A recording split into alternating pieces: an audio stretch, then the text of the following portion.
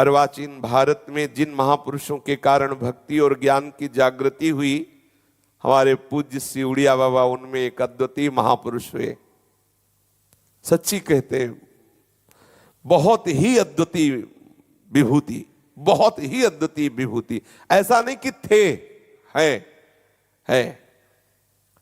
जब हम तदात्म भाव उनके चरणों में पूर्ण तन्मयता पूर्वक, तो आप में ही अनुभव होने लगेगा कि वो आ गए, वो स्वरूप में ही अनुभव कराने लगेंगे। आपको ऐसा नहीं अनुभव होगा कि बाबा थे, नहीं है, अब भी है, इसी समय है। साक्षात ब्रह्म मूर्ति। कैसा अद्भुत वैराग्य, कैसा अद्भुत ज्ञान, कैसी अद्भुत निष्ठा। इन महापुरुषों के जब चरित्र पढ़ो तब पता चलता है कि अपने कहा हो इनकी क्या निष्ठा, कैसी इनकी भगवत प्रीति, कैसी इनकी ब्रह्म निष्ठा, और अपने कहां हैं। पूज्यपाद श्री उड़िया बाबा जी अपने समय के एक अद्वितीय महापुरुष थे। आपकी उज्जवल कीर्ति दिग दिगंत में व्याप्त थी।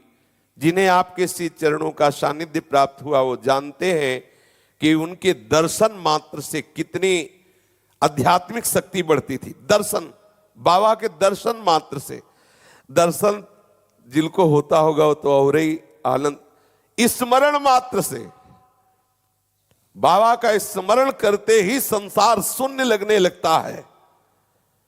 काटने को दौड़ते हैं संसार के सब भोग। ऐसा लगता है शांत कहीं एकांत बैठ जाओ, बस निरंतर भगवदाकार वृत्ति, कोई हमको बोले ना, को हम किसी से बोले, केवल स्मरण। उड़िया बाबा बस इतना स्मरण आते ही एक ऐसी लहर सी दौड़ती, साफ खत्म, बस यही लगता शून्य, शांत, एकांत। और जो दर्शन करते होंगे उनको क्या बीतता होगा वो तो वही जाने। प्रगट में जो दर्शन और जो चरण दबाते होंगे पता नहीं उनको क्या होता होगा। ऐसे जिनके स्मरण से ऐसा होता है उनके सानिध्य, सच्ची मानिए ऐसा लगता है कि पवित्रता का पुंज ही, तपस्या का पुंज ही मूर्तिमान श्री उड़िया बाबा। वो वाणी लड़खड़ाती है जैसे ब्रह्म अनिर्वचनीय है, प्रेम अनिर्वचनीय है। सच्ची मानो बाबा भी अनिर्वचनीय है, सच्ची मानो। कितनी उनकी चरण आश्रय में शीतलता, मधुरता, निरापद परमानंद की अनुभूति, जिसे एक बार भी आपके पुण्य दर्शन का सौभाग्य प्राप्त हुआ वो सदा के लिए आपका हो गया। गंगा किनारे सेनपुर में थे, पीछे संन्यास मार्ग की बात है। तो ये वाणी जी हमारा जीवन रही है, जीवन, कुछ हो पास ना हो, और ये वाणी जी कभी जीवन में छोड़ा नहीं। ये मतलब सन्यास के आदर्श पूज्यपाद श्री उड़िया बाबा जी और भक्ति में मोड़ने के लिए पूज्य श्री भाई जी महाराज और विश्राम स्थली श्री हितजू महाराज, उन्हीं के ऐसे ऐसे आया है ये जीवन ऐसे। तो ये जीवन में ये साधु सिद्धांत है। पूज्यपाद बाबा की वाणी ये साधु सिद्धांत है। अगर 10 मिनट भी आप पढ़ते रहोगे, 10 मिनट भी आप एक सूत्र पढ़ लोगे तो जीवन बहकेगा नहीं, भटकेगा नहीं। विशुद्ध ब्रह्म की वाणी, पूज्य बाबा की वाणी। तो वहां एक विकलता हुई। यद्यपि ये सब बातें कहने में नहीं आती, पर वो अशोक का वन था। सेनपुर जो है बहुत बड़ा जंगल है। पूज्य स्वामी श्री मग्नानंद जी महाराज की तपस्थली है। दिन में ऐसे ही सांप, बिच्छू, बिच्छखापर, खरगोश, नीलगाय, ये अब भी है। कोई थोड़ी की बहुत पुरातन बात थोड़ी है, 30 वर्ष 35 वर्ष पहले की बात होगी। एकदम लगन लगी कि अब एकदम एकांत स्थल रहता गंगा जी, और वहां आश्रम में 24 घंटे में 2 रोटी और अरहर की इतनी दाल, 12 महीना कोई सब्जी नहीं, कोई कुछ नहीं, 2 रोटी मोटी मोटी और अरहर की दाल आश्रम की तरफ से मिलती। और सब वीतराग महापुरुष वहां रहते, 10-5 जो साधक, सब परम बैरागी, कुछ नहीं, कोई भी नहीं, गुड़ भी मीठे में नहीं, कुछ नहीं, केवल 2 रोटी इतनी अरहर की दाल, बस 24 घंटे में। अब भजन ही भजन, न वहां व्यक्ति है न वहां कोई समाज है, गांव से बहुत दूर गंगा का किनारा।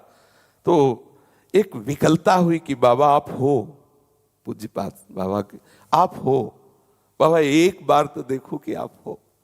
भारी विकलता तो आपको सच्ची कहते हैं। दिखाई दिए कमंडल लिए हुए गंगा की रेती से मस्त गजेंद्र की चाल से आ रहे और लहराता हुआ गेरुआ वस्त्र और ऐसे खुले हुए दांत, कमंडल लिए हुए एक लौकी का कमंडल, वो मस्ती ब्रह्मानंद की छकी हुई मस्ती। बाबा ऐसे गंगा की रेत से चले आ रहे हैं। ऐसा ये महापुरुष अब भी है, ये ब्रह्म स्वरूप है। यदि आपके हृदय में विकलता हो जाए तो आपको अभी साक्षात्कार हो जाए। इनका साक्षात्कार मतलब भगवत साक्षात्कार। आपके दर्शन बड़े सौभाग्य से किसी को जिसको भी हुए तो अध्यात्म की ऊंचाई पे चढ़ गया। सच्ची मानिए, अमोघश्च, बड़े अद्भुत। मतलब अब वो हृदय की होती है ना गति। जहां बाबा विराजमान हुआ दूसरा कोई नहीं आज तक। जहां बाबा है दूसरा कोई नहीं है। बहुत प्यार, बहुत महिमा, अपार महिमा। और सब जगह सर्वत्र इनकी पहुंच है। ये ऐसे नहीं कि ज्ञान मार्ग से सिद्ध हुए महापुरुष से, केवल इतना ही नहीं है, सर्वत्र पहुंच है, सर्वत्र। बाबा को साक्षात प्रिया प्रीतम ने अपने कर कमल से भोग पवाया। प्रिया प्रीतम ही लाए वृंदावन बाबा को। बहुत महिमा में महापुरुष। आपके मुखारविंद से करुणा टपकती थी। आपकी वाणी में बड़ी मधुरता, सुजानता, तत्वनिष्ठा, समता, शांति, स्थिरता, सरलता, जितेंद्रियता, प्रसन्नता, उदासीनता, असंगता आदि।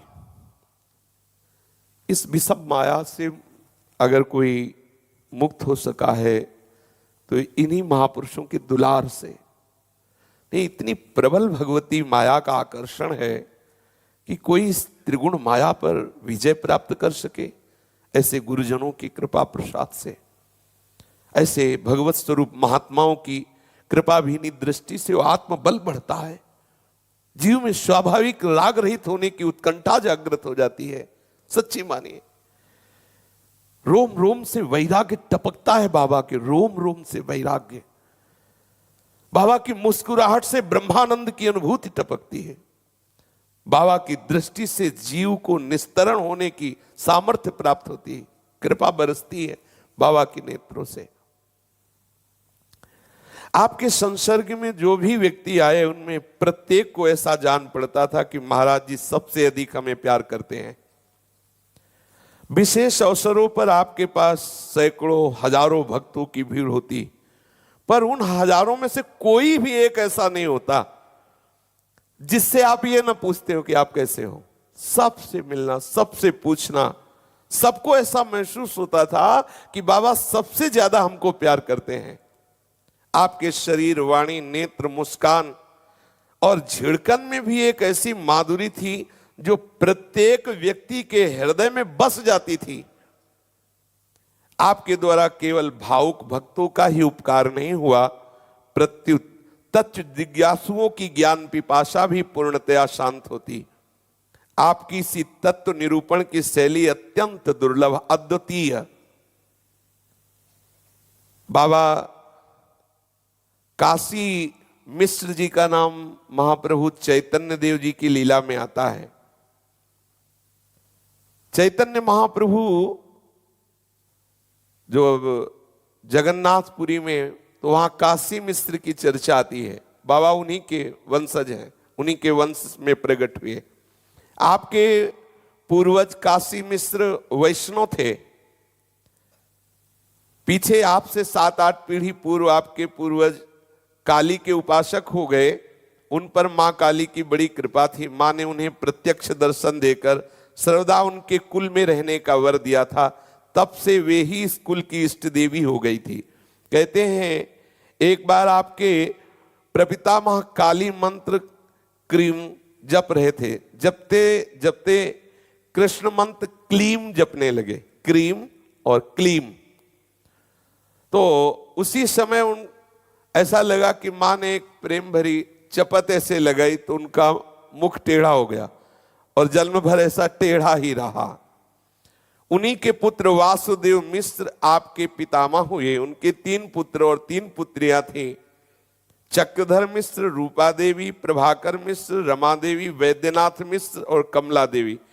इनमें सबसे छोटे भाई पंडित वैद्यनाथ मिश्र आप पूज्य पादुड़िया बाबा के पिताजी के सौभाग्य पद पर स्थित हुए। बाबा का जन्म भाद्रपद कृष्णा 7 संवत 1932 विक्रम को मध्याह्न के समय हुआ। उस दिन आपके यहां श्री कृष्ण जन्माष्टमी का उत्सव था। घर में प्रथम पुत्र का जन्म होने के कारण सभी को बड़ा आनंद हुआ, किंतु विधाता का विधान दूसरा ही था। आपकी माता लक्ष्मी देवी पर प्रसूति रोग का आक्रमण हुआ और तीसरे दिन ही पधार गई और आप मातृहीन हो गए। जन्म के तीसरे दिन मां पधार गई। अब आपके पालन पोषण का भार आपकी छोटी ताई जी पंडित प्रभाकर मिश्र की पत्नी ने संभाला।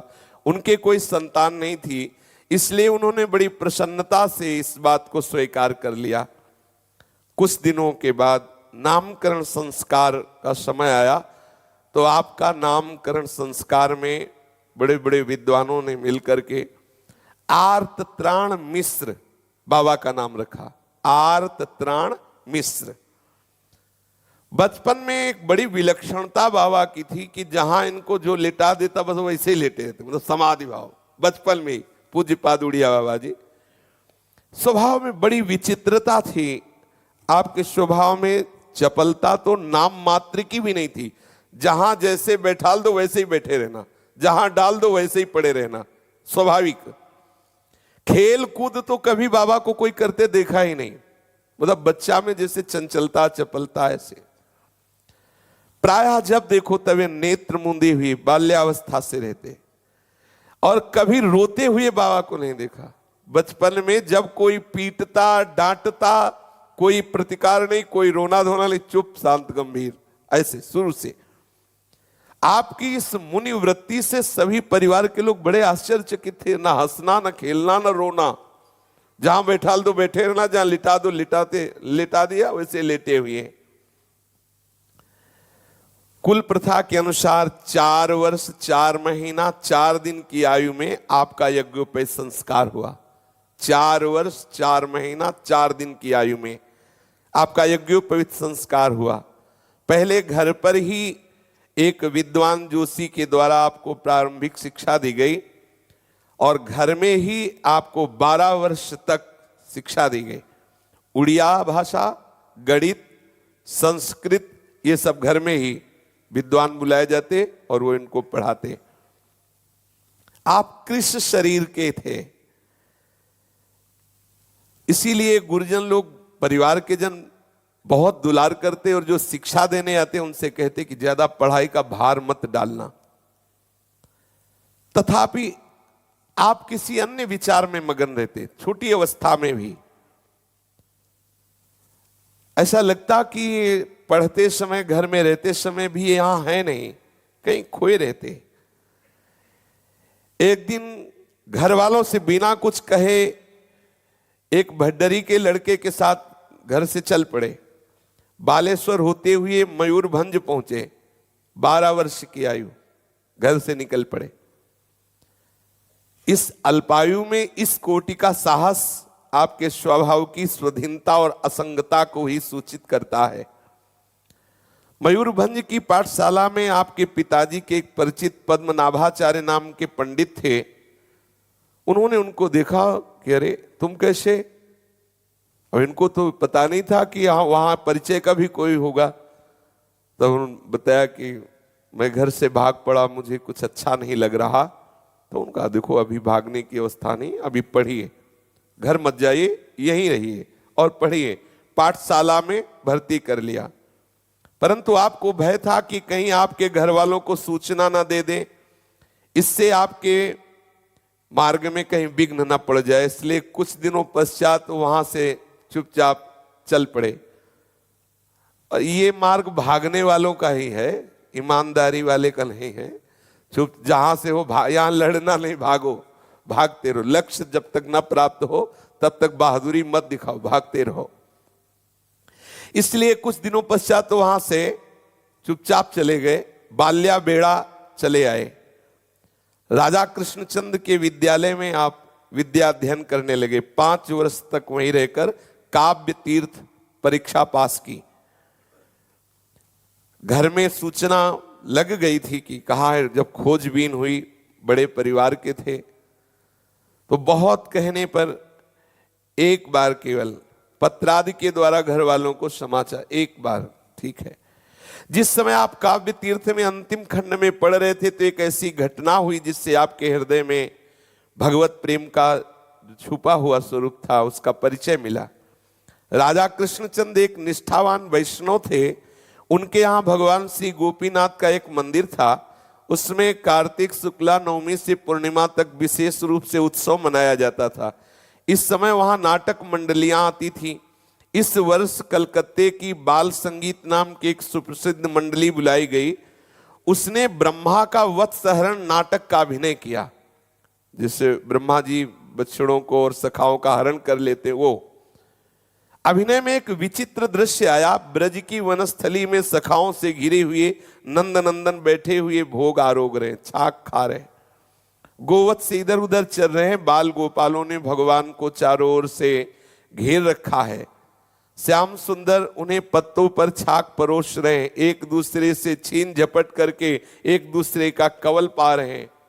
ये बाबा अद्भुत लीला लोक पितामह ब्रह्मा जी की ये लीला देखी। ब्रह्मा जी देख रहे हैं छुप करके।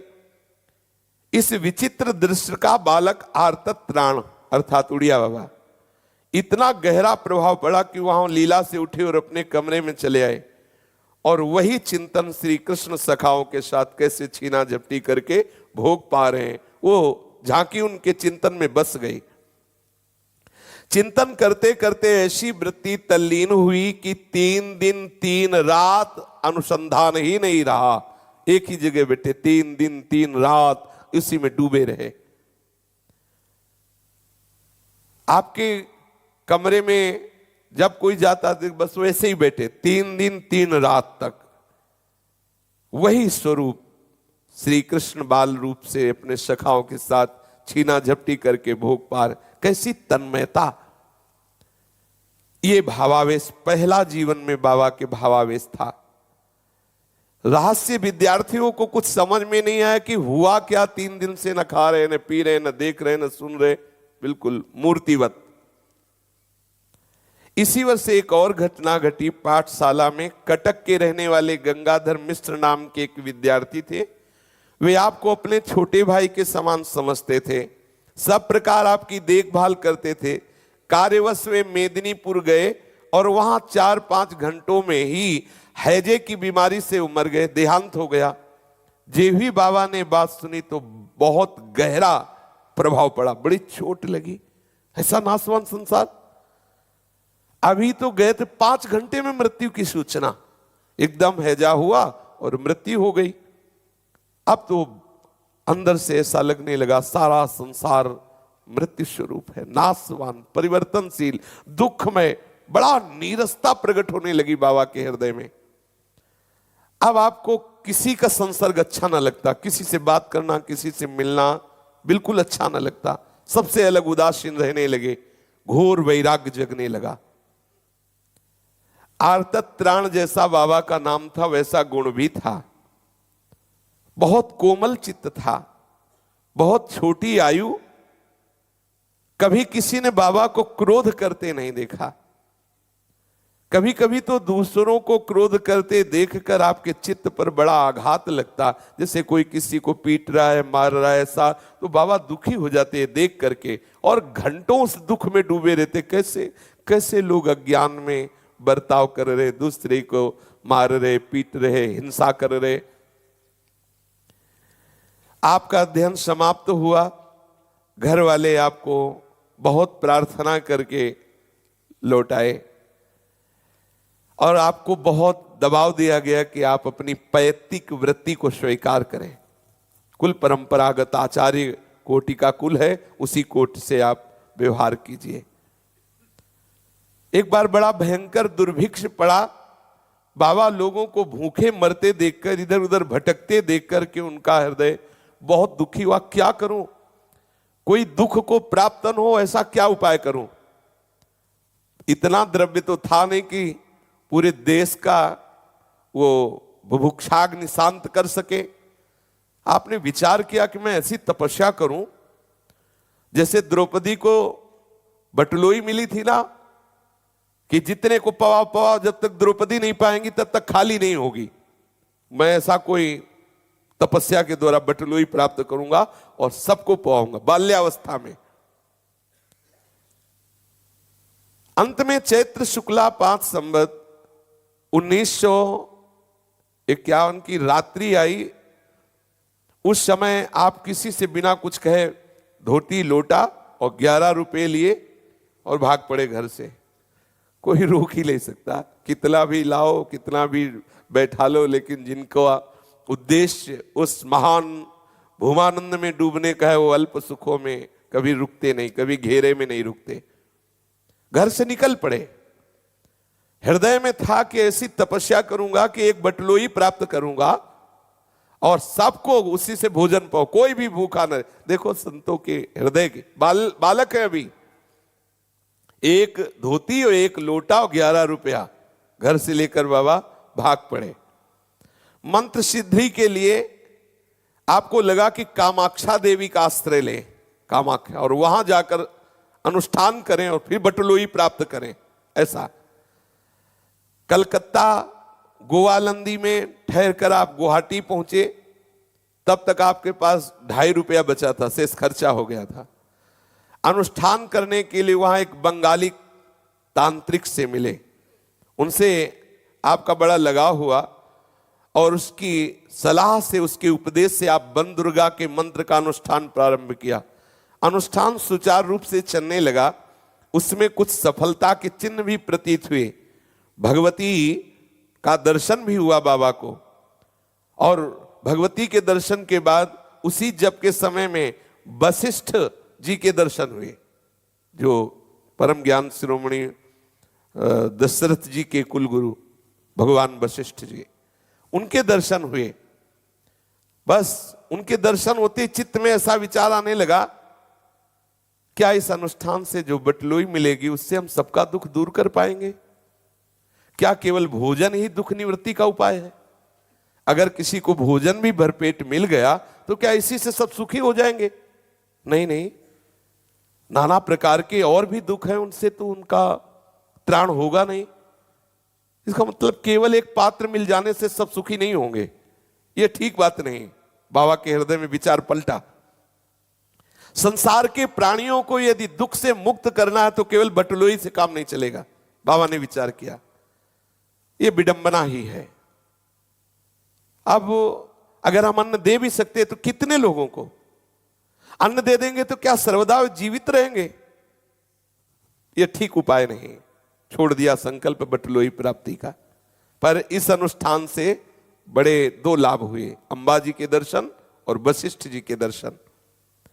अब इन्होंने पूर्णगिरी नाम के एक महात्मा से भगवान शंकराचार्य जी द्वारा रचित विवेक चूड़ामणि का श्रवण किया। उन्होंने इनको सुनाया विवेक चूड़ामणि।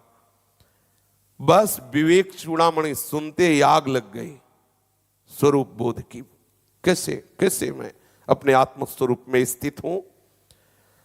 आपने अनुष्ठान सब छोड़ दिए, सिद्धि प्राप्त करने की और थोड़ा थोड़ा चित्त आकर्षित था, बकाया उदासीनता आ गई। ये था कि मतलब साधारण जीवन नहीं, ये महापुरुषों में होता है, वो छोटे सुखों में टिकते नहीं। एक हृदय में कुछ ऐसी स्थिति, कुछ ऐसी सिद्धि जो संतोषजनक हो। गुवाहाटी से काशी जाने का विचार किया और कुछ दिन मयूरभंज में ठहर कर आप काशी पहुंचे। इस प्रांत में आपकी ये प्रथम यात्रा थी। यहां ना तो कोई आपका परिचित था, ना गांठ में पैसा था। इधर की भाषा भी नहीं समझते थे क्योंकि उड़िया भाषा जानते थे। अपनी बात किसी को समझा नहीं सकते थे और बड़ा भोला स्वरूप था। दांत ऐसे बाहर निकले हुए थे तो बहुत ही भोला स्वरूप बाबा का था। अब किसी को कुछ बोल नहीं सकते, समझा नहीं सकते अपनी बात, और वहां की बात समझ नहीं सकते थे। बस भरोसा था तो अन्नपूर्णा का। सुना था कि काशी में अन्नपूर्णा भूखी नहीं रखती किसी को। अतः आप अन्नपूर्णा विश्वनाथ जी के दर्शन कर मणिकर्णिका घाट पर एक खाली गुफा में बैठ गए। ये है ब्रह्मबोध सेंटर। जो काशी के घाट हैं, ये यहां पढ़ाई होती ब्रह्मबोध की। और जो ये जुगल घाट, केसी घाट, ये घाट है ना यहां होती है निकुंज की पढ़ाई, प्रिया प्रीतम के प्रेम रस की। बस मणिकर्णिका घाट की एक खाली गुफा में बैठ गए और निश्चय किया, मैं किसी से कुछ भी नहीं मांगूंगा। आपको उसी गुफा में 3 दिन और 3 रात बीत गए। शौच और लघु शंका के लिए भी आप वहां से नहीं उठे। ना किसी ने भोजन आदि के लिए पूछा, ना आपने किसी से मांगा। चौथे दिन स्नान करने के लिए गुफा से बाहर आए। उसी समय वहां एक स्त्री आई और कहा कि लो, ये पंचामृत है, इसे पान कर लो। जे ही पंचामृत पान किया तो एक विशेष आनंद, क्योंकि वो स्त्री और कोई नहीं, अन्नपूर्णा जी थी। प्रेरणा हुई, तत्काल वो विश्वनाथ जी के दर्शन के लिए गए। वहां एक ब्राह्मण ने कहा, लो ये अनार पा लेना। वो ब्राह्मण और कोई नहीं, साक्षात विश्वनाथ जी थे। देखो, अपने हृदय में जब लगन लग जाती है, आग लग जाती है भगवत प्राप्ति, तो ये छुप छुप कर मिलते रहते हैं, पक्का, इसमें कोई संशय मत। बहुत प्यार करते हैं। 4 दिन का परायण हुआ। अन्नपूर्णा जी ने पंचामृत दिया और विश्वनाथ जी ने अनार फल दिया। फिर गुफा में आ गए। रात्रि में स्वप्न हुआ कि कोई महात्मा आपसे वैद्यनाथ धाम जाने के लिए कह रहे हैं। अतः आपने उस स्वप्नादेश का पालन किया। देखा कि एक बंगाली थे, उनसे प्रार्थना की कि आप टिकट कटवा कर वैद्यनाथ धाम के लिए हमें व्यवस्था कर देंगे। स्वप्न में आदेश हुआ कि आप वैद्यनाथ धाम जाइए। वैद्यनाथ धाम में अनेकों लोग अपनी कामना सिद्धि के लिए केवल पंचामृत पान करते हुए धरना दिया करते हैं। आपने भी बुद्धि के अधिष्ठात्री देवी सरस्वती के लिए धारणा देना प्रारंभ किया, धरना। 5वें दिन ही आपके अंदर विचार आया कि क्या होगा इस धरने से। सरस्वती जी मिल भी गई तो होगा क्या उससे, ठीक नहीं। सरस्वती की प्राप्ति से होगा क्या हमारा, नहीं ठीक है। विचार बदला। बड़े बड़े विद्वान जो सरस्वती की कृपा प्राप्त हुए, वो भी तो काल के गाल बने। क्या क्या होगा सरस्वती की सिद्धि से, ठीक नहीं है ये सोच करके आप उससे भी उदासीन। ये भगवत कृपा ऐसी होती, कहीं चैन नहीं लेने देती, कहीं चैन नहीं। वो कहीं भी विश्राम पाना चाहे तो नहीं, आग लगा दे, बढ़ता ही चला जाता है उपासक। फिर कुछ गांव वाले मिले। उन्होंने कहा कि एक बार आप जरूर चलिए, परिवार के लोग बहुत व्याकुल हैं। तो आप एक बार, सबके कहने से फिर लौट आए। घर वालों को बड़ी प्रसन्नता हुई आपके दर्शन से, परंतु आपका हृदय फिर व्याकुल। आप इस समय 20 वर्ष की आयु के हो चुके थे और एक सुप्रसिद्ध ज्योतिषी ने पहले बताया था कि आप 30 वर्ष से अधिक नहीं जिएंगे। 30 वर्ष की आयु में आप पधार जाएंगे। घर वालों ने कहा कि 20 वर्ष की अवस्था है, अगर विवाह की सोचे तो 30 में पधार जाएंगे, तो विवाह करना ठीक नहीं है। और वैसे ही स्वभाव बैरागी, जन्म से किसी भोग में कोई रुचि नहीं। घर में भी आपका चित्त किसी के मोह बंधन से बंधा हुआ नहीं था। अब तक भी आपका जीवन निरालंब रहा। अतः आपने घर वालों से कहा कि अब मैं विधिवत नैष्ठिक ब्रह्मचर्य की दीक्षा लेना चाहता हूं, और पूरी धाम में ही गोवर्धन मठाधीश जगत गुरु शंकराचार्य स्वामी श्री मधुसूदन तीर्थ से दीक्षा लेकर के आप आर्तत त्राण से ब्रह्मचारी वासुदेव स्वरूप हो गए। इन दिनों आपकी विशेष इच्छा यह थी कि किसी प्रकार मेरा वीर कभी अधोगामी न हो। जब बाबा ने नैष्ठिक ब्रह्मचर्य की दीक्षा ली, 20 वर्ष की अवस्था, तब विचार किया कि आजीवन कभी मेरा वीर अधोगामी ना हो, ऊर्ध्वरेता ब्रह्मचारी बने। आप ने विचार किया कि मैं ऐसा ब्रह्मचारी बनना चाहता हूं कि कोई सुंदरी जवान स्त्री मुझे गोद में बैठा ले तो भी मैं किसी भी तरह कामुक ना होऊं। ऐसा बाबा के हृदय में इच्छा जागृत हुई नैष्ठिक ब्रह्मचर्य पर कि मैं ऐसा ऊर्ध्वगामी ब्रह्मचारी बनूं कि आसपास मेरे 9 युवतियां हो, मुझे गोद में कोई ऐसा तो भी मेरे हृदय में काम चेष्टा जागृत ना हो, मेरा वीर कभी अधोगामी ना हो, ऐसा मैं नैष्ठिक ऊर्ध्वरेता ब्रह्मचारी बनूं। 20 वर्ष की अवस्था में स्त्रियों के अधिक से अधिक सानिध्य में रहने पर भी मेरे मन में कभी कोई काम वेदना न जागृत हो, मैं ऐसा बनूं। इसके सिवाय आपकी एक इच्छा और थी कि मैं जिस लोक में जब जहां चाहूं वहां की बात जान जाऊं, अव्याहत गति हो। उसी कोट की इच्छाएं भी होती है। जो भागवतिक महापुरुष होते हैं उनकी इच्छा भी उसी कोटि हो। बाबा की 2 इच्छाएं नैष्ठिक ब्रह्मचर्य का व्रत लेते हुई, मेरी अव्याहत गति हो, कोई मुझे बाधा न पहुंचा, जहां चाहूं वहां की बात जान जाऊं, और चाहे जितनी सुंदरियां स्त्रियां हों उनके बीच में रहने पर भी हमें कभी काम न सताए, कभी हमारे हृदय में कोई वेदना जागृत ना हो। कितनी महामहिमामयी बात है। लोकांतर में जहां भी जाना चाहूं बिना रोक टोक के मैं वहां पहुंच जाऊं, ऐसी मेरी स्थिति हो। किसी भी प्रकार के विकार का अवसर होने पर भी मेरे हृदय में कभी कोई विकार ना हो, ऐसी मैं स्थिति प्राप्त करूं। मैं बालक की तरह रहूं, जैसे छोटा बालक होता है वो कहीं भी घूमे फिरे, उसको कोई, ऐसे ही मैं इच्छाए जा रहा हूं, मुझे कोई विकार न सताए। यदि मेरा चित्त निर्विकार होगा तो ही मुझे संतोष होगा। अगर कभी विकार जागृत हो गया तो मेरा जीवन व्यर्थ है। जागृत हो गया विकार, क्रिया की बात है तो विकार जागृत 20 वर्ष की अवस्था में इस आकांक्षा से प्रेरित होकर आप वीर विजयी बनने के निश्चय में दृढ़ हुए और बड़े बड़े संतों के समीप जाते और उनसे सलाह लेते कि कभी भी हमारा वीर अधोगामी ना हो, इसके लिए मुझे क्या करना चाहिए। इन्हीं दिनों हृदय में खोज हुई, कोई सिद्ध महापुरुष मुझे मिले जो मेरे मन के प्रश्नों का उत्तर दे सके। इसलिए आप मठ छोड़कर बंगाल के मेमन सिंह, ढाका, वारिशाल, ग्वालपाड़ा आदि कई जिलों में घूमते रहे, परंतु कहीं कोई ऐसा महात्मा नजर नहीं आया जिसके प्रति आपका आत्मसमर्पण पूर्ण हो जाए। अंत में बड़पेटा पहुंचे। यहां भगवान कालीकांत श्री कृष्ण का एक सुप्रसिद्ध मंदिर है। शहर के पास एक शिवालय था। उसके महंत एक ब्रह्मचारी थे जो बहुत समय से बीमार थे। बाबा ने विचार किया बहुत बढ़िया अवसर है सेवा का, इसलिए बाबा वहां रहकर खूब सेवा उनकी की। कुछ दिनों बाद उनका देहांत हो गया। बाबा को बहुत आनंद मिला जब उनकी सेवा करते हुए उनका शरीर पूरा हो गया। बाबा को बहुत सुख मिला। ऐसा कभी अवसर आवे तो प्राणपन से सेवा करनी चाहिए।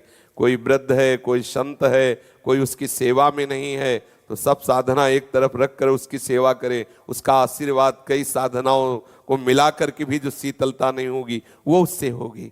कभी सेवा का अवसर आवे तो चूकना नहीं चाहिए। जरूरी नहीं कि वो विरक्त हो। मानो आप धामवासी हो, कोई धाम में ऐसा रह रहा जो जीवन भर धामवास किए और उसकी सेवा कोई करने वाला नहीं, तो ऐसा चाहिए साधकों को कि ऐसा क्रम बना लेना चाहिए कि उसकी सेवा में अपना समय देना चाहिए। हाथ पैर दाबना है, कपड़ा धोना है, मल धोना है, दवा है, भोजन है, इससे बहुत कृपा प्राप्त होती है। इसमें ना संप्रदायवाद देखे, ना गृहस्थ विरक्त देखे, ना परिचय देखे। कहीं भी ऐसा अगर अवसर मिले तो घंटा 2 घंटा या जो भी समय दे पाए जरूर देना चाहिए सेवा का। वो जो ब्रह्मचारी जी थे उन्होंने इनकी सेवा देख करके अपना उत्तराधिकारी इनको नियुक्त किया, मतलब महंत पूरा अधिकार। आपने वहां सतचंडी का अनुष्ठान किया। नवरात्रि में हवन और ब्रह्मभोज हुआ। इस उत्सव की समाप्ति पर आपको ऐसा अनुभव होने लगा कि मानो साक्षात दुर्गा देवी सामने खड़ी है। आपकी वाक सिद्धि सिद्ध हो गई। इतनी ही अवस्था में वाक सिद्धि, जो बोले वही हो जाएगा, जो बात बोलते वही सत्य हो जाती। आपकी फिर दृष्टि सिद्ध हुई, जिसको देखो कौन क्या पाप कर रहा है, कैसे आचरण कर रहा है, सब दिखाई देने लगेगा। जैसे टीवी में नहीं दिखाई देता, ऐसे दृष्टि पड़ते ही दिखाई देता है, ये ऐसा आचरण करता है, ऐसा ऐसा। छुपे हुए पाप करने वाले लोग जैसे सामने आए तो पता चल जाता है, ऐसा ऐसा है, बहुत खतरनाक। ये सब बातें बहुत बाधक हैं, मतलब ये आकांक्षा न करे, अरे अपने ही पाप देख के तो चैन नहीं पड़ता, दूसरे के देख के और क्या होगा। चमत्कार प्रकट होने लगे, बहुत भेंट सामग्री, रुपया पैसा, लोगों की भीड़ इकट्ठा होने लगे। एक एक दिन में उस समय 500 सिक्के आने लगे, चांदी के सिक्के चढ़ते। अब तो आप क्या करें, उस पैसा खर्चा करने के लिए कढ़ाई चढ़ी रहती, भंडारा लोगों को खवाना पिलाना। इसमें शास्त्रों पुरुषों का रोज भोजन होने लगा। आप ऐसे उत्तर देने वाले कि प्रश्नकर्ता की सूरत देख करके ही बिना उसके ज्यादा प्रश्न के सब बताने लगे। अब तो भीड़ लगने लगी। बाबा ने तत्काल विचार किया, ये क्या हो रहा है, ये क्या हो रहा है, कहां फंस गया। बड़ा पश्चाताप हुआ कि ये सिद्धि ठीक नहीं है, ये प्रसिद्धि भी ठीक नहीं। ऐसा पश्चाताप हुआ कि उन महंत जी का, जो ब्रह्मचारी जी का एक शिष्य था जो यात्रा में गया हुआ, जब आया तो उससे हाथ जोड़ के कहा, भैया तू महंत बन जा। जबरदस्ती बाबा ने उसे महंत बनाया, सब कुछ छोड़ छाड़ करके वहां से भागने को सोचा कि अच्छा बुरा प्रपंच में फंस गया, महंतगिरी में और सब ये सब बताने में, सिद्धियों में। वो 15 रुपए मात्र वहां से लिए, चुपचाप रेल द्वारा बाबा भागे और गुवाहाटी चले आए। अब आप आसाम और पूर्वी बंगाल में घूम घूम करके सिद्ध गुरु की खोज करने लगे, कोई ऐसा सिद्ध महापुरुष जो हमें अखंड ब्रह्मचर्य का उपदेश दे, हमारे अंदर जो प्रश्न है उनका उत्तर दे। कोई भी इनको अपने मनोनुकूल नहीं मिला, आपकी जो प्यास शांत कर सके। अंत में उसी उद्देश्य से आपने समस्त भारतवर्ष में घूमने का निश्चय किया। आप कलकत्ते से रामेश्वर की ओर जा रहे थे, तो मार्ग में जिला बालेश्वर के किसी गांव में एक बगीचे में ठहरे। अकस्मात रात्रि में बगीचे के सामने वाले मकान में आग लग गई।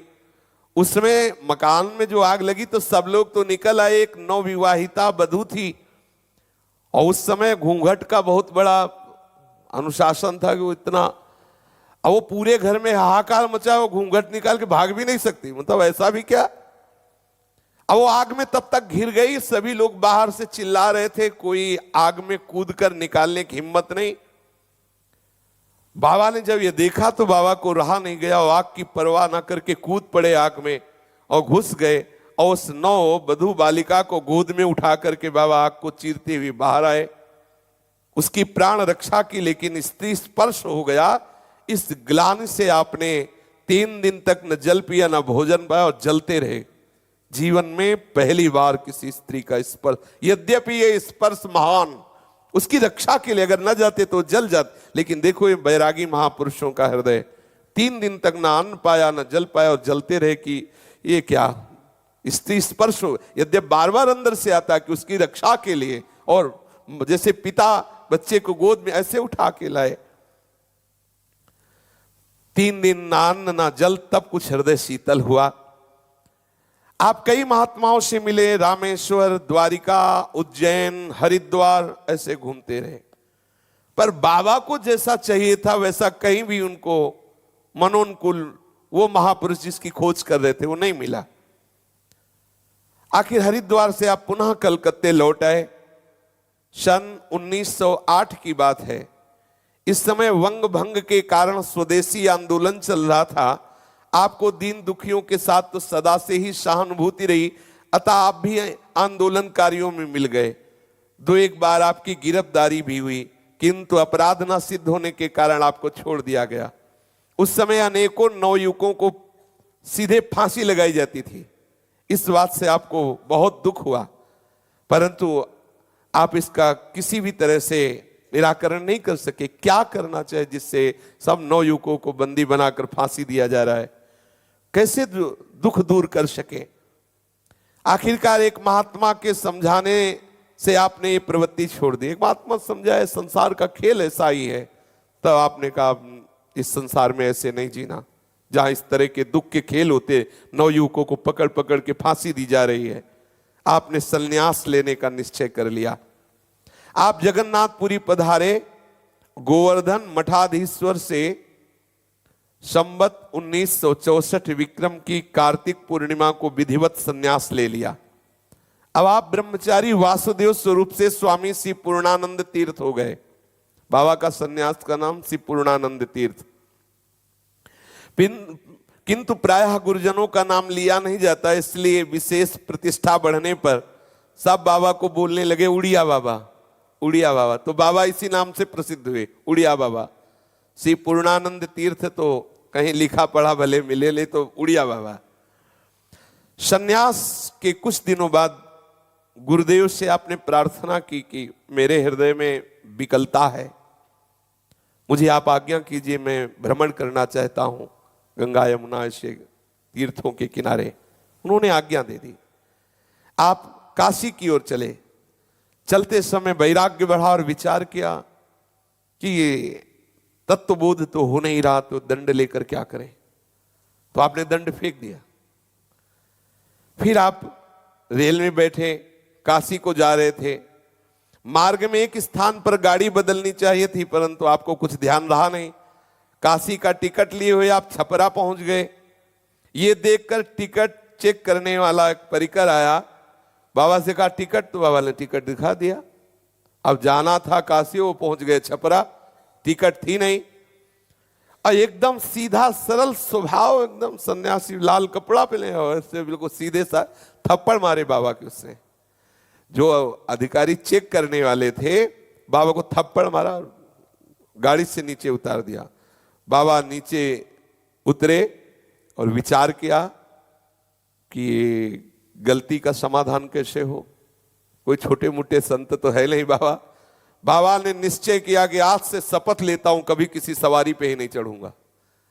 बाबा को वो जो अधिकारी चेक करने वाले थे, उनको बेचारे दुर्भाग्य, उनका क्या जाने कि वो क्या करने जा रहे हैं। ऐसे वीतराग परमहंस महापुरुष के उन्होंने थप्पड़ मारे। भगवान बुद्ध को जैसे एक शव देखने से वैराग्य हो गया था, एक सुकुमार राजकुमार से कठोर तपस्वी बना दिया उस शव ने। गोस्वामी तुलसीदास जी को उनकी पत्नी की एक थोड़ी सी बात ने रामचरण अनुरागी बना दिया। जैसा मेरे शरीर से प्यार करते हो, ऐसा राम जी से प्यार करते थे, तुम परम मंगल स्वरूप हो जाते। ऐसे ही बाबा को उस सरकारी ऑफिसर, क्या टीटी जो भी, वो तो पीटी है, टीटी पीटी, क्या कितना बड़ा अपराध, मतलब इतने बड़े महापुरुष को थप्पड़ मार दिया। भगवान लीला करते रहते हैं। बाबा ने आजीवन कभी किसी सवारी पर नहीं चढ़ेंगे ऐसी प्रतिज्ञा कर ली। अनेकों बार ऐसी अवसर आए जिसमें सवारी पर बैठना अनिवार्य हुआ, पर बाबा कभी सवारी पर नहीं बैठे। जो संकल्प किया, दृढ़ता पूर्वक नियम का पालन किया। सब कार्यों को संभालते हुए सब जगह जाने का भी नियम, जाना है 50 कोस जाना है तो पैदल ही जाना है। आजीवन बाबा ने निर्वाह किया, कभी किसी सवारी पर नहीं बैठे। वो अंतिम लीला में फिर हरि बाबा के बांध के, उसमें आनंदमयी माता और हरि बाबा जब बहुत जोर किए कि बाबा स्वास्थ्य खराब, वयोवृद्ध शरीर, और बाबा कल उत्सव में नहीं जाओगे तो बंद उत्सव। बाबा कुछ नहीं बोले। आनंदमयी माता ने कहा क्यों चिंता करते हो। हरि बाबा से कहा ये तो औढ़रदानी शिव हैं, थोड़ी देर में बदल जाएंगे, आप बैठो। थोड़ी देर में ही बाबा बोले आनंदमयी माता को बुलाओ, कार मंगाओ, चलते हैं। जीवन भर नहीं बैठे, लेकिन बाबा, हरि बाबा के कारण कि उत्सव बंद ना हो, कार में बैठे, हरि बाबा से पहले बांध पहुंच गए। बाबा ने इस प्रतिज्ञा का जीवन भर निर्वाह किया।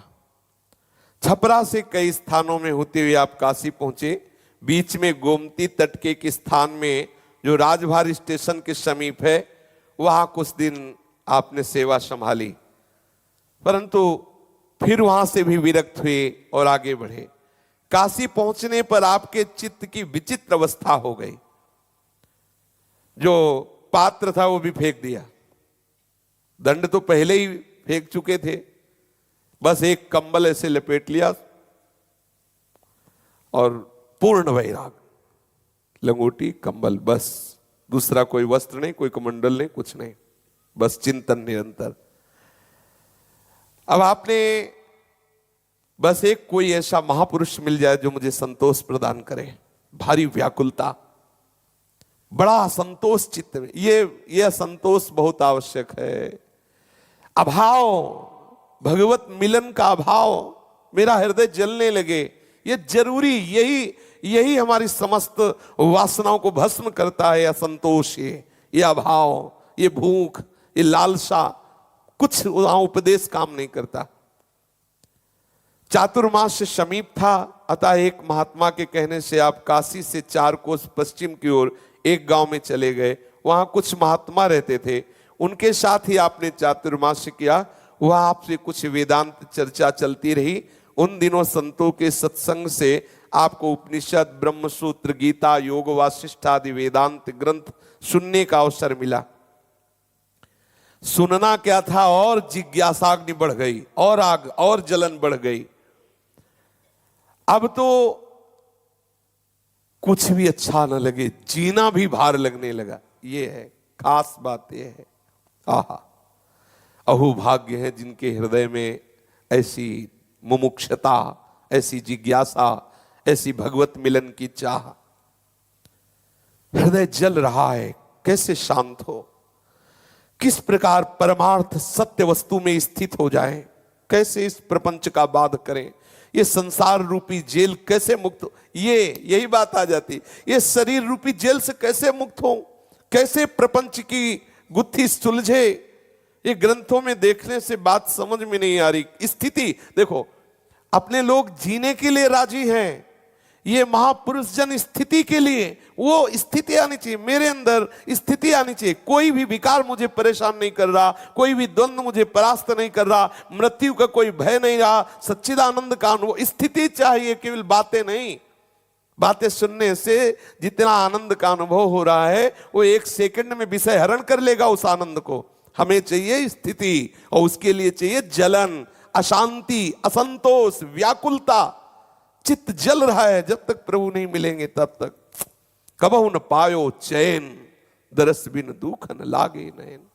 ये भगवत कृपा पात्र जनों का हृदय ऐसा ही जलता है, कोई दूसरा उपाय नहीं दिख रहा। सत्संग ने आपको परमार्थ की खोज में और बढ़ा दिया, और प्रबल विकलता।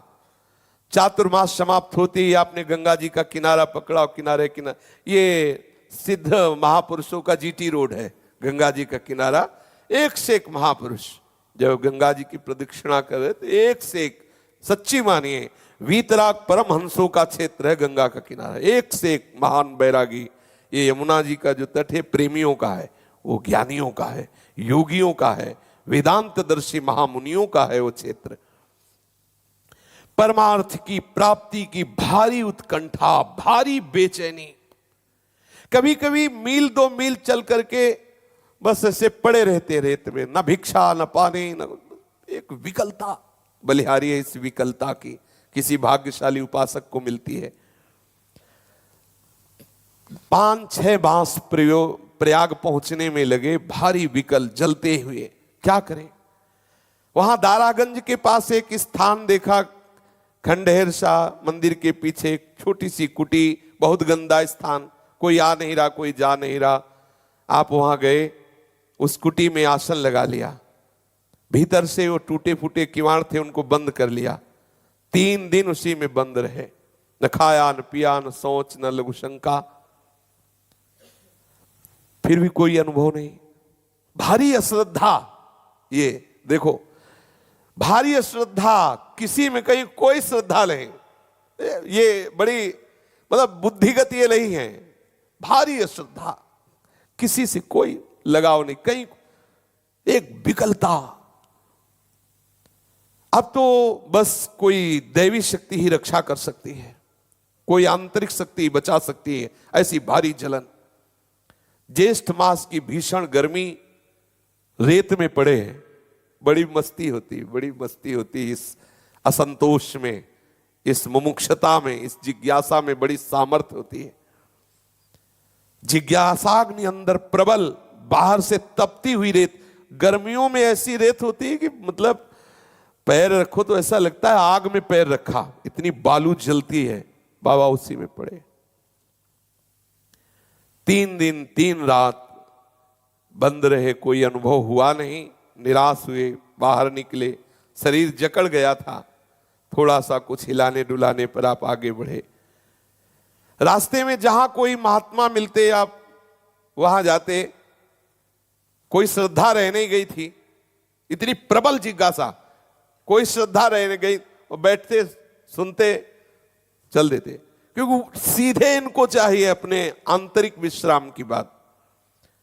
वर्षा आरंभ हो गई, आपको बहुत कष्ट सहना पड़ा, परंतु आपके हृदय में जो आग जल रही थी वर्षा ने और बढ़ा दी। किसी भी तरह से अब वो आग बुझती नजर नहीं आ रही। आप थोड़ी देर उस उपासक के चित्त की दशा में पहुंचिए जिसको प्रीतम या आत्मस्वरूप में स्थित होने की प्रबल लालसा, कोई आश्रय नहीं दिखाई दे रहा। वो मतलब भगवत कृपा से आती है। वो इतनी व्याकुलता पूछो मत। आखिरकार कहां जाएं, क्या करें, कैसे करें। वो अगर भक्ति मार्ग है तो ये चिल्ला चिल्ला के रोता, ज्ञान मार्ग का है तो भारी अश्रद्धा, कुछ अच्छा नहीं, कहीं श्रद्धा नहीं रह गई। मिथ्या तो भाव, ब्रह्म सत्यम जगन मिथ्या, सब झूठा, क्या सब झूठा। कैसे समाधान हो, कैसे समाधान, मेरे अंदर कैसे वस्तु का बोध हो। आखिरकार चलते चलते आप फतेहपुर जिले में पहुंचे। फतेहपुर जिले के एक स्थान में, वहां भागीरथी के तट पर एक प्राचीन शिवालय है, वहां रहे अपने कुछ दिन। आसपास कुछ अन्य कुटियां भी हैं, बड़ा निर्जन शांत स्थान। भगवान भास्कर दिन भर की यात्रा में शांत होकर प्रतीची की गोद में विश्राम लेने जा रहे थे। आप चुपचाप गंगा जी की तरंगे देख रहे थे, परंतु और वो आग लगा रही थी। अब आपको लगा कि जीवन जीना मुश्किल है, खत्म कर देते हैं जीवन। ये देखो, जैसे प्रेम में मृत्यु दशा तक है ना, ऐसे ज्ञान में भी है। बस बाबा की इतनी प्रबल जिज्ञासा हुई, अब जीना बेकार। आपने चद्दर उतार के फेंक दी, तुम्बा उतार गंगा जी में फेंक दिया। स्वयं कूदने की जब बारी आई तो फिर एक झटका सा लगा और विचार किया, क्या प्राण निकलने से, शरीर छोड़ने से तत्वबोध हो जाएगा? ये तो व्यर्थ की क्रिया है, क्या होगा इससे? इतना प्रबल मतलब जिज्ञासा है, मरने भी ले दिया। इतनी प्रबल जिज्ञास, ऐसे ही प्रेमी कोई मरता थोड़ी है, मरण दशा तक आता है। सोचने लगे क्या होगा मरने से, बहुत बार तो मर चुका हूं, क्या मरने से तत्वबोध हो जाएगा? अब क्या करें? अब गंगा जी की तरफ से दृष्टि हटी तो पीछे शिवालय, जंगल में शिवालय की तरफ चले। नास्तिकता चरम सीमा पे पहुंच चुकी थी। ये नास्तिकता नहीं, ये विचार की स्थिति, कुछ नहीं, सब झूठा, सब झूठा। जो वेदांत सूत्र है ब्रह्म सत्यम जगन मिथ्या, अब नाटक है, सब झूठा। अब गए और शिवलिंग पर पैर रखा और डेहरी पे सर रखा, लेट गए। अब लेटे लेटे विचार कर रहे हैं, क्या करूं, कहां जाऊं, कैसे मेरा समाधान हो। इतने में आंख झपकी, तंद्रा सी आई परम ज्ञानियों की गुरु भगवान शंकर पर। और ये बड़े रिझवार ठाकुर हैं। एक चोरी करने के लिए घंटा उतारना चाहता था तो थोड़ा ऊंचाई पे घंटा था तो ऊपर चढ़ गया, तो भगवान से प्रसन्न हुए, बोले वरम ब्रूहि। बोले हमने कौन सेवा की? बोले लोग तो फल फूल पानी चढ़ाते, तू खुद चढ़ गया, अब इसलिए प्रसन्न हो गए। ये बड़े आशुतोष है। वो बोला हम तो घंटा चुराने के लिए चढ़े और आप इतने पे ही राजी हो गए। ये बड़े विचित्र देवता हैं, देखो भारी तिरस्कार। बाबा पैर रखे हुए हैं शिवलिंग पर और ये प्रसन्न हो गए। आपने देखा 2 परमहंस पधारे, भगवान नर नारायण, शरीर हष्ट पुष्ट, कांति दिव्य तेज प्रकट हो रहा है।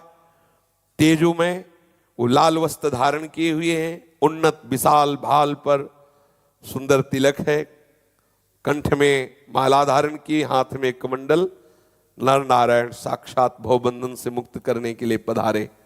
देखो, जैसी प्रबल जिज्ञासा वैसे ही प्रबल जिज्ञासा शांत करने के लिए आज भी भगवान नर नारायण बद्रिकाश्रम में तपपरायण हैं। भगवान नर नारायण स्वयं पधारे बाबा को उपदेश देने के लिए। बाबा उन्हें देखते ही खड़े हो गए। सृष्टि तत्व के विषय में जो बाबा का प्रश्न था, बड़ा समाधान कारक उत्तर मिलने लगा। क्रम बड़ी देर तक चला, बाबा पूछते जाते, वो उत्तर देते जाते, धीरे धीरे सारे प्रश्नों का समाधान हो गया। बाबा को सिर्फ 2 श्लोक याद रहे, नेति नेतीति नेतीति शेषितम यत्परम पदम निराकर्तुम अशक्यत्वात् तदस्मीति सुखी भव जड़तां वर्जयित्वैतां शिलाया हृदयं चयत् अमनस्कं महाबाहो तन्मयो भव सर्वदा। इसकी चर्चा आगे। श्री राधा वल्लभ लाल की जय।